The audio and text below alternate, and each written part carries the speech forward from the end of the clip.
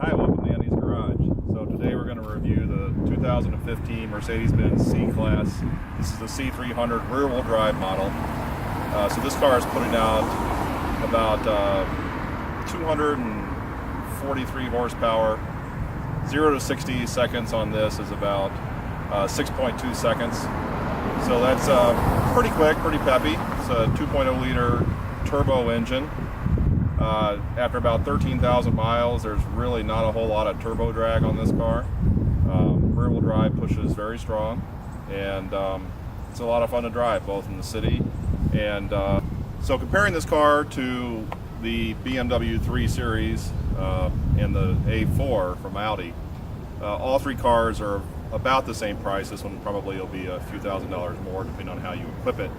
All three cars are running 4-cylinder engines and turbos. This car comes in at a weight in between the two. The Audi a little bit extra weight because of the all-wheel drive. This is not the all-wheel drive model. All of them are coming with 17-inch alloy wheels and 4-cylinder engines again. This is in the middle of the horsepower for the vehicles and in the middle of the 0 to 60 speed. So as you can see the inside of the vehicle, this particular one white with tan interior and black on the bottom. Lots of silver accents, lots of wood. Very comfortable. I'm 6'2", 225, so very comfortable. Lots of leg room, no problem with steering. You've got all kinds of seats adjustments here and 3 memories for 3 different individual driving positions. And one of the things that these vehicles come with is leatherette seating. It looks like leather, feels like leather. I prefer leatherette. It is more durable, it's long lasting. It doesn't scratch with dog paws or cat paws, and doesn't crack over time. The BMW and the Mercedes are convinced that leatherette's the way to go on these entry-level models. The Audi is going with full leather on the A4. So one of the most important things in any sedan, a 4-door sedan, is how the back seat feels. And so one of the things I like to do is see how you can sit in the back seat. This car is very tight. And so I didn't move the position of the front seat of the vehicle, and you see I have to really kind of duck down to get into the vehicle. I can't move my legs over without hitting the seat in front of me. I can sit here, but my legs are in the carve-outs from the seat before. These are not full leather or full even leatherette seats. This is plastic back here. My legs fit here. However, even without the sunroof option, this car has no sunroof. Even without that option, at 6'2", my head is hitting the top of the back seat of this vehicle.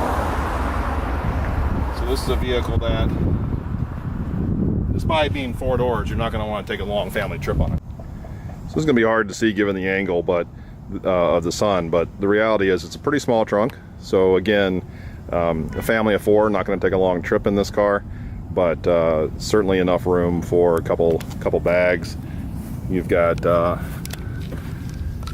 trunk light, some compartments here that are available to try to keep stuff in one spot. Hi, so I've had 4 Mercedes prior to this. This is a 2015 again C300 rear-wheel drive, and this is a completely different animal than everything else I've had. I've had 2 CLKs, 1 coupe, 1 cabriolet. I had a C-Class wagon, which still has a cult following, and I only parted with it begrudgingly. And an E-Class, E320W, which was my favorite. I had it for a very long time, 120,000 miles, and fantastic vehicle. What I saw from my original CLK in 1999, the coupe, is that everything has gotten much more complicated, and I think it takes away from the driving experience. This car has a tremendous amount of technology. The first time I got in it, I mean, the push to start button here is obvious. Push to start, no problem at all. But simple things like turning on and off the air conditioner, turning on and off the radio. is not intuitive. There is no button for that, and one of the things that still gets me now is that there is on this screen here, which is fantastic, but it's not touch screen, so you can't just go over here and touch what you want, even though you see it on the screen. You can just press it. It's not a touch screen. You still have to use the mouse and rollerball down here. So you still can't just go to a radio station. You know, in every car that I've ever owned other than this, you can simply change radio station by reaching over, punching a button for the radio station that you want, and you go directly to that radio station. That is not available on this car. You have to use the rollerball or the on steering wheel controls to change the radio station. It does have push to talk, which is great, and you can push to talk and change your radio station. It works very, very well. You know, but I'm one of those guys that, you know, after every song I'm changing the radio station because I don't like the next song that comes on, or I don't like the commercials that are coming on. And so I am constantly changing the radio station, and in this car it is not as intuitive as you think it might be. So I'll crank it up and we'll take it just for a drive around the block. I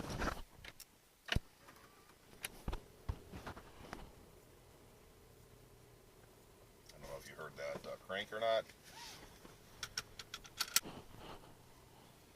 So the selector, as with a lot of new cars for park, drive, reverse, is here all the way down for drive.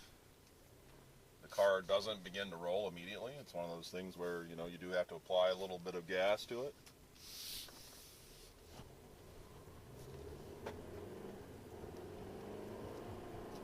Cold start, you can hear the engine a little bit.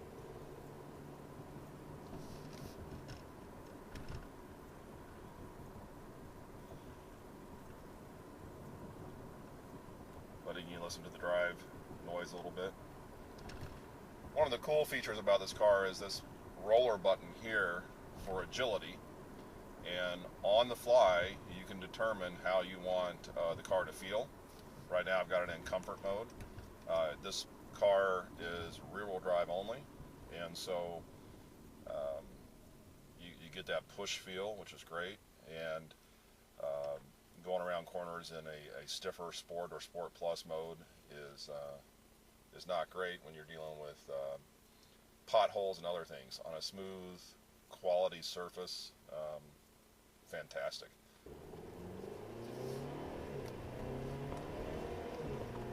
See, the car has plenty of pickup. That was 55 miles an hour. Ran into another red light here, so we'll make a turn.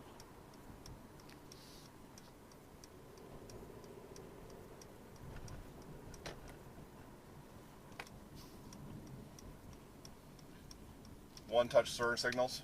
Just conveniently, quickly press on the turn signal button.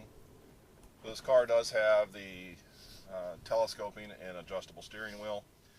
One thing that Mercedes-Benz has been criticized for many, many years is all of the wands that come out from the steering wheel. So below the blinker there is 2 additional wands, and the top one is to change the steering wheel up and down and out.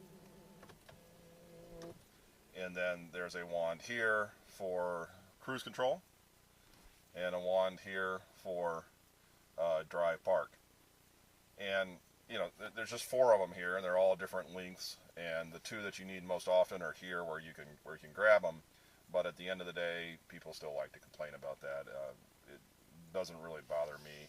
The cruise control is actually a little bit of a reach with your left hand. I have big hands, so it's not a problem for me. But getting into this vehicle the first time, even though I'd had 4 Mercedes before this, it was like, where's the cruise control?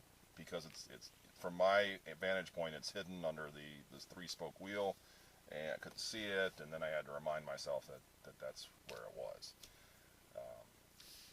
A great paddle shifters here, so you don't ever have to switch it into sport mode. You don't have to switch it into manual shift. It's just a paddle shifter mentality. You might have noticed that the car just shut off, and so for fuel economy, this has the ability that when you come to a complete stop at a red light, the engine shuts off. When you start up again, rolling, or when you release your foot from the brake at the red light, the engine starts and you accelerate off. You have the option right here of turning off that feature. The reality is that most people leave it on. The first time you get in the car, it is a bit disturbing.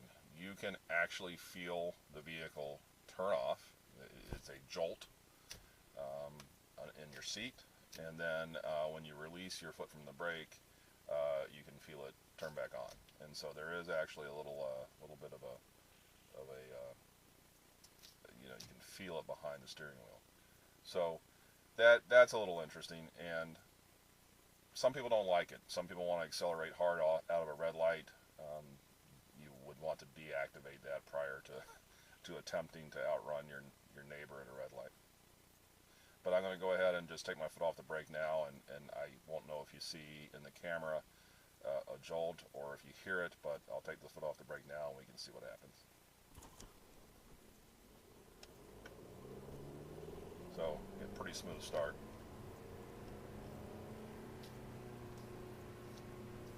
So right now I'm in M1, M2 for manual.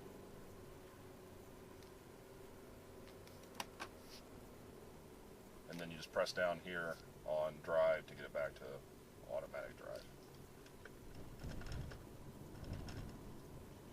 Going over a few bumps here. Car's pretty stiff. You would expect from a German Mercedes Benz.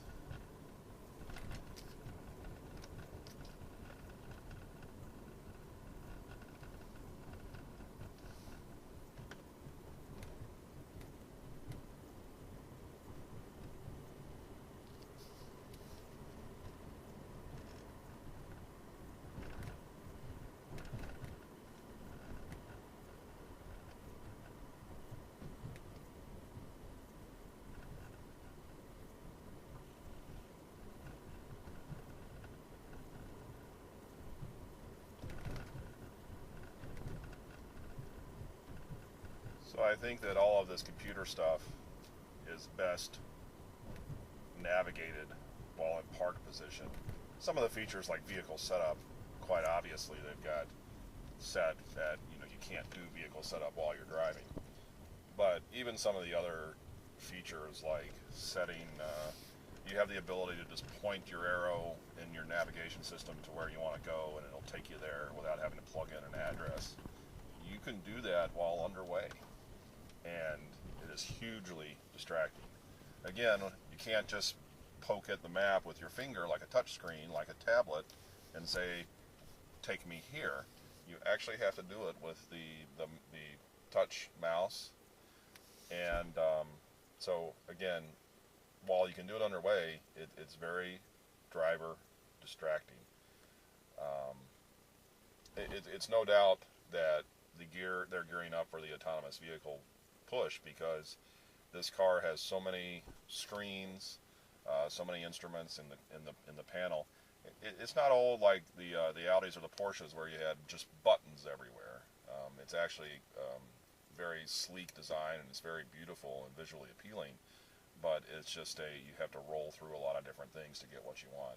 I mean, even turning the radio on, and right now I'm utilizing the mute function to turn the radio on and off, as opposed to actually turning it off.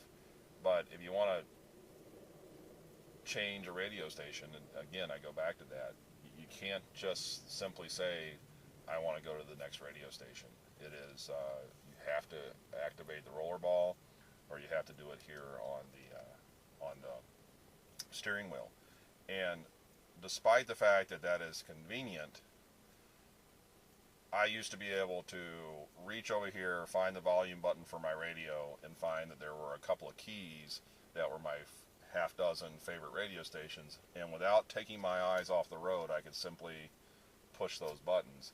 With this car, there's a large screen here, the size of an iPhone Plus, in front of you that shows you a list of radio stations, or the list of radio stations replicated here on this tablet that is glued to the dashboard, and otherwise doesn't seem to be a part of the design.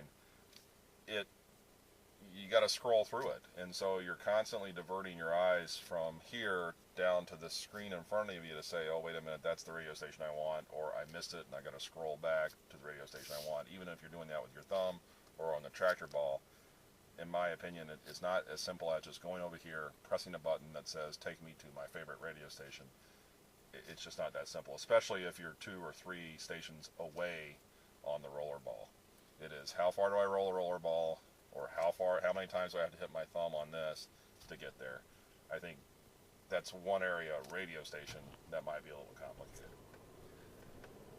The other thing that is a little more complicated than is probably necessary is the Bluetooth connectivity. Every vehicle that I've been in, both domestic and import, you had the ability to simply press, pull up Bluetooth, press a button that said pair or sync, press the same button on your iPhone or your Android device, and they would pair pretty easily, and the password would be 1111 or something very simple like that, and it would show it up on the tablet or on the screen. This car, not that way. You can't simply turn on Bluetooth and turn on the Bluetooth on your phone and pair them up and take off. It is something, again, that is required to be done prior to starting a road trip, and you're going to have to think about it a little bit. So again, the 2015 C300, this is the rear-wheel drive edition. This car is a 2.0 liter turbocharged engine. I've experienced very negligible turbo drag or delay, better said. 241 yes. This car has 241 horsepower, 273 foot-pounds of torque, and I've had paired up with a 7-speed transmission, and so the 7-speed transmission does a couple of things for you. Number one, it helps you to,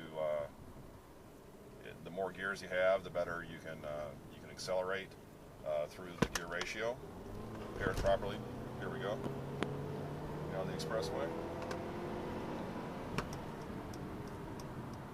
And you see that no problem with that at all. And we're 75, 80. And now in 4th gear, 90. It's on the floor. And we're at 100 in 6th gear drive. Did not use the manual shift at all on that.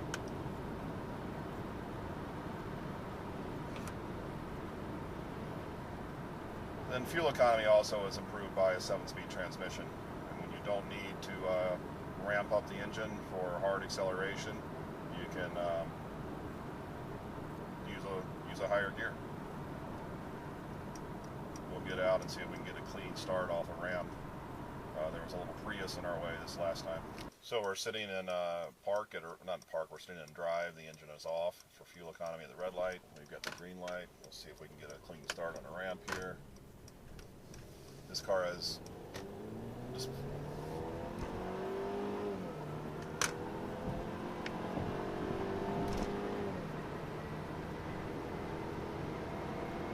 and that's 90, and we have an Audi A3 2.0T in front of us. Great start. Hope you could hear the engine.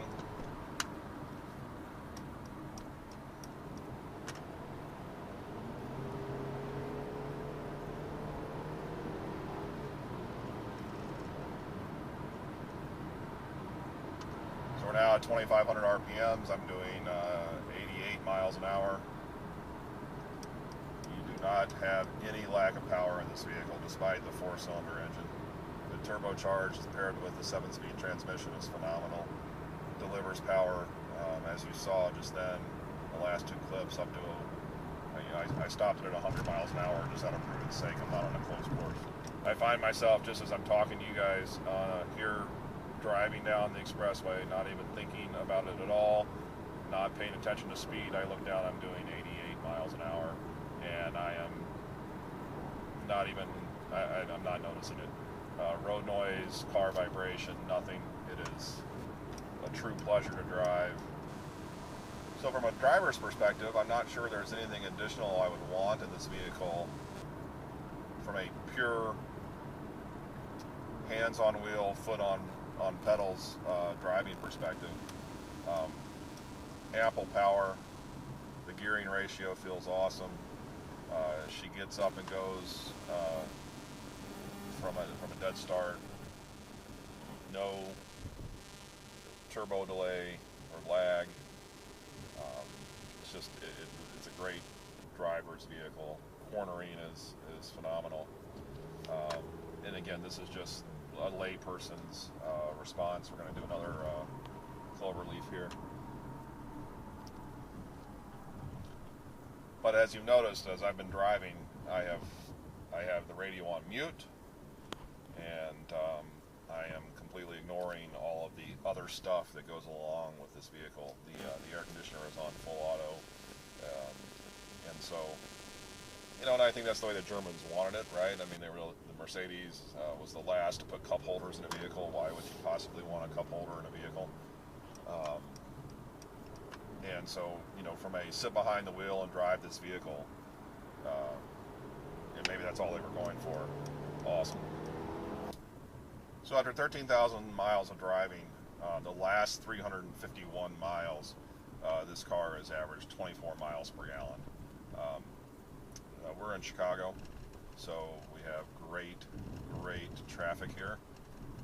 And so that's not surprising that you would be on the lower scale of your spread of city versus highway mileage. I suspect that you're much closer to that 28 to 30 miles per gallon when you get this car rolling. It is a heavy car, and it is a 4-cylinder engine, so as we all know, regardless of there's a ratio there and a fuel economy issue as opposed to a small engine pushing big car. But with the turbo and acceleration, not an issue at all. Just you know, a slightly larger engine on a road trip across America might provide a little bit better fuel economy. But driving this car around town to and from work, running errands on the weekends, you're going to be very pleased with the feel of it and the acceleration. So here we are in the cockpit of the vehicle. We'll do just looking around in here. So you've got fantastic wood grain. You've got your mouse control, agility for your suspension, volume for the radio. First time I got in this car, finding that was pretty unique experience. 2 standard size cup holders. Again, we're not going 7-Eleven big gulps in there. A spot for your phone to lay down, and a 12-volt charger. Clock. These are the only push buttons that allow you to access the tack-on pad, which is not touchscreen. I'll go ahead and start it with the push-to-button start.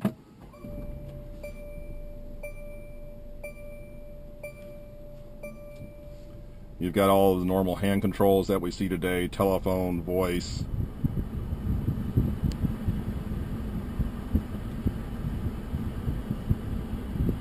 So with the touchscreen, you can no longer just change the radio station.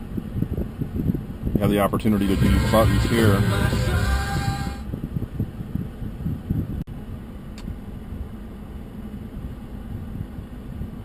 So visually, very, very beautiful car.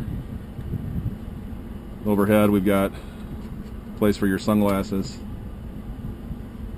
map light, reading lights, LED display, mirrors with overhead lights. Again, this car did not come with a sunroof. Here in the armrest, you got the opportunity to put a ScanDisk card in there for music and other storage, and then 2 USB ports. And again, here we are, just going to try to sit down in the back seat, which you can see is pretty tough. And my legs, you know, fit right in there. Another little storage compartment, and another 12-volt here for the back seat occupants. Back seat also has an armrest with cup holders that come in and out. and then a storage area for the back seat. This particular vehicle has lane sensing, so it will tell you when it is safe, or better yet, not safe, to change lanes.